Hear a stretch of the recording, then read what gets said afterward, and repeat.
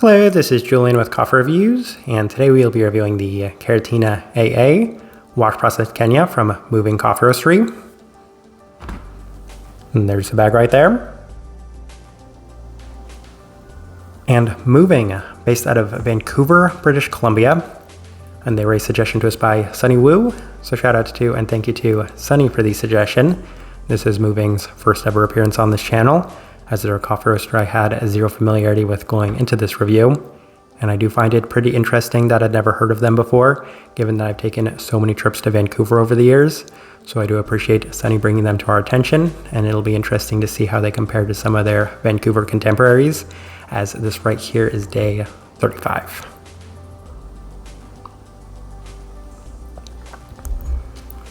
And recipe we went with for this coffee was a 16:1 water to coffee ratio, brewed at 98 degrees Celsius, about 208 degrees Fahrenheit. And I like this one best through the V60, which indicates a more medium fine grind roast profile for this one. So people familiar with the Vancouver coffee scene know that there are some very light roasting coffee roasters out there, including my most recent experience to House of Funk and Nemesis, which both offered some very light coffees.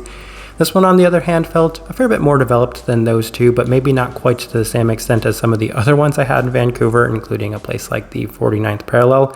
So I feel like most people would closely align this with the more developed side of a light medium in terms of the roast profile. With that out of the way, let's go ahead and start discussing this coffee. Day 14, first impression, and went with the V60 for this one, and the first thing I noticed was just how bitter the coffee was right off of brew, as there was a little bit more of this bitter honey aspect to the cup, with an additional moderate quality that offered an initially clean berry forward cup before really starting to skew heavily into that bitter direction. So that's not quite what I was expecting from this first try, but it was interesting nonetheless.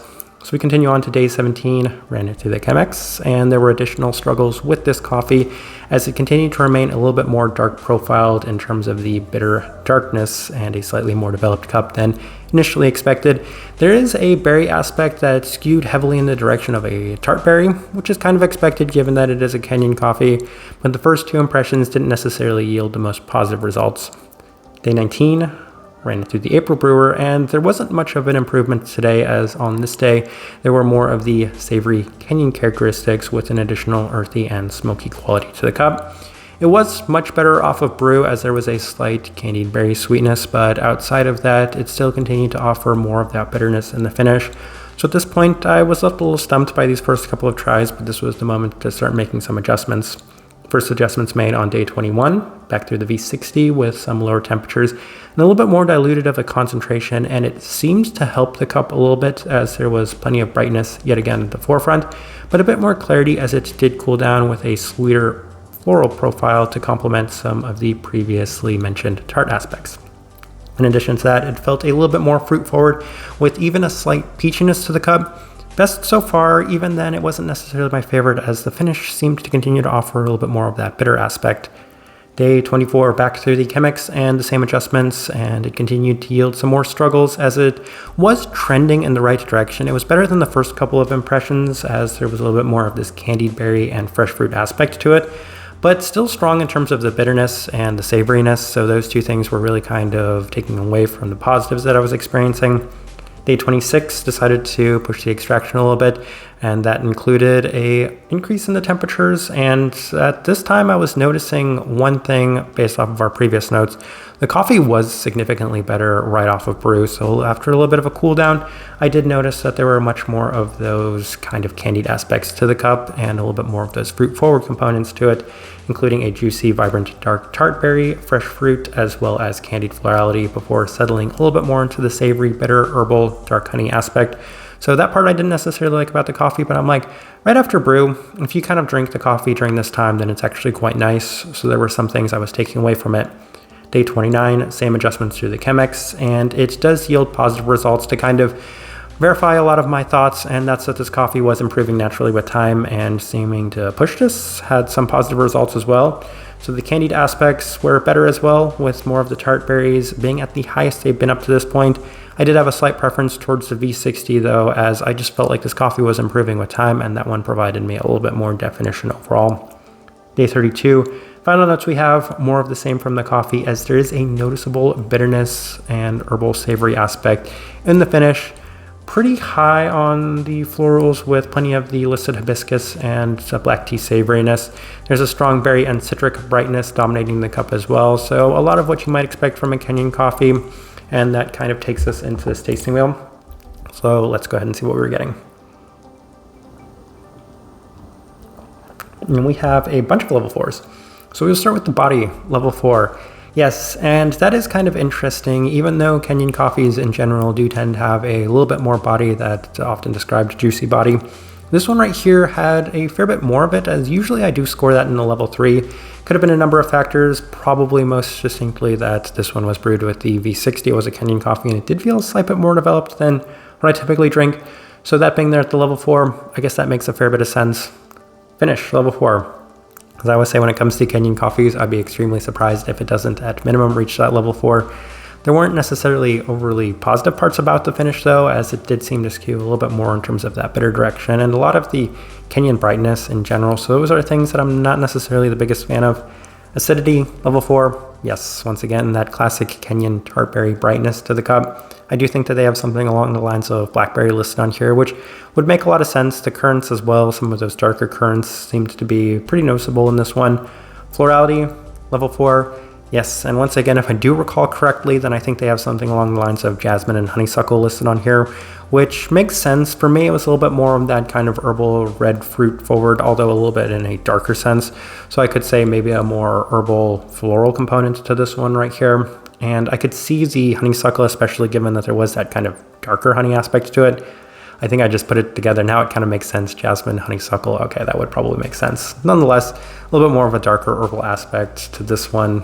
Justifies that level 4 for the florality. Berry fruit, level 4. Yes, and there's an abundance of those tart berries, and that's something experienced from start to finish, no matter what was done, so that's definitely justified there. Also rare if a washed Kenyan coffee doesn't score 4 in that mark at the minimum. Citrus fruit, level 4. Yes, and there was plenty of citric qualities to this one as well, a little bit more of those bitter citric qualities. Although I do think the bitterness was a little bit more in this kind of herbal sense, so wasn't necessarily enjoying that part. But those are the level 4s. Let's go through the level 3s. We'll start with the cleanliness, level 3. Yes, that didn't necessarily have the most defined profile. It did seem to kind of hinder it by the more bitter aspects that I was experiencing from it. So that is definitely a level 3. It also had a little bit of the Kenyan savoriness, which will always kind of impact the overall cleanliness. Sweetness, level 3. There were times right off of brew where I thought the sweetness was quite nice, but even then I'm not entirely sure that this one could warrant anything higher than the level 3, as the candied aspects in it were a little bit more moderate. And I think in general, given that there were some really strong aspects to this one, the sweetness kind of took a back seat to those. Smokiness, level 3. Yes, and that's something I kind of mentioned was going into this, I probably expected them to maybe be a little lighter than they were, but nonetheless, it just came out a little bit more smoky than I was expecting, so that did score slightly higher in that sense. Bitterness, level 3. It's one of the first things I mentioned, and it's one of the things in this coffee that really seemed to define it for maybe not necessarily the best reasons, but that right there did score that level 3. Savoriness, level 3. There is a fair bit of that classic Kenyan savory aspect to this one, so it also scored at the level 3. As I'm kind of taking a step back and looking at this tasting wheel though, I do think it's interestingly a pretty good representation of what I was getting from this coffee. All right, so my overall thoughts and impressions of this coffee. I think a lot of people know in general that I'm not necessarily the biggest fan of Kenyan coffees, especially when they do offer a lot of the classic Kenyan profiles to them. So that, of course, being those very bright tart berry aspects, also complemented by a fair bit of savoriness. So those two things in somewhat noticeable abundance weren't my favorite part of this coffee, but more so the thing that really kind of held this one back from me enjoying it a little bit more was the lack of really strong sweetness, as well as that unusual bitter aspect that I was able to kind of reduce with some time and with some adjustments, as the coffee did seem to naturally improve as well. But all of those factors didn't necessarily make this my most enjoyable Kenyan coffee, but there were some positives I was able to take away, most distinctly that this coffee did seem to naturally improve with time. I was able to kind of reduce some of the less desirable parts of this one while accentuating some of the better qualities that I'd experienced. So for one thing I want to say about this coffee, I do think that it was easy to make some adjustments and improve on the coffee in general, but for the most part, I don't think that this one was necessarily my type of Kenyan coffee to begin with. Type of person I would suggest this coffee to, this one definitely goes in line a little bit more with the classic Kenyan drinkers, as it did offer plenty of those bright berry aspects to it. In addition to that, it did have that interesting citric as well as floral component. That's something that maybe I haven't highlighted and given them enough credit for, is that there were a bunch of floral components. This one, that seems to actually be one of the more enjoyable parts of this one in general. In addition to that bitterness, I think people that maybe like they're really herbal and kind of just floral coffees in general, that's also a good direction to complement all of the Kenyan aspects to this one. But for the most part, I think that's the best way I can leave this review. If you by chance had an opportunity to try this coffee, I'd love to know your thoughts and impressions of it as well. If you're enjoying the content, give this video a like, subscribe if you're not already subscribed. This right here has been a review of the Karatina AA Wash Process Kenya from Moving Coffee. Thank you for watching.